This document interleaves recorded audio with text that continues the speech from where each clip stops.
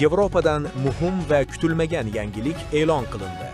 Ispaniya hukumati AQShning Eron bilan bog'liq harbiy operatsiyalarida qatnashayotgan samolyotlari uchun o'z havo hududini yopganini rasman ma'lum qildi. Rasmiylarga ko'ra, bu qaror mamlakatning ushbu mojaroda bevosita ishtirok etmaslik siyosatini yana bir bor tasdiqlaydi. Shuningdek, Ispaniya o'z hududi va havo makoni harbiy harakatlar uchun foydalanilishini istamasligini ochiq bildirib o'tdi. Natijada, endilikda AQSh harbiy samolyotlari Yaqin Sharqqa uchishda boshqa, uzoqroq va murakkabroq yo'nalishlardan foydalanishga majbur bo'lishi mumkin. Bu esa harbiy logistika jarayonlariga sezilarli ta'sir ko'rsatishi mumkin.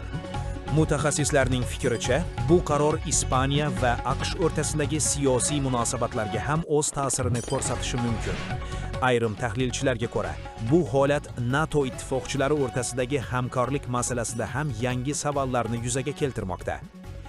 Shuningdek, Ispaniya rasmiylari mamlakat hududi va havo makoni Eron bilan bog'liq harbiy operatsiyalarda ishlatilmasligi bo'yicha qat'iy pozitsiyada ekanini yana bir bor ta'kidladi. Endi asosiy savol shuki, boshqa Yevropa davlatlari ham shunday qaror qabul qiladimi yoki yo'q?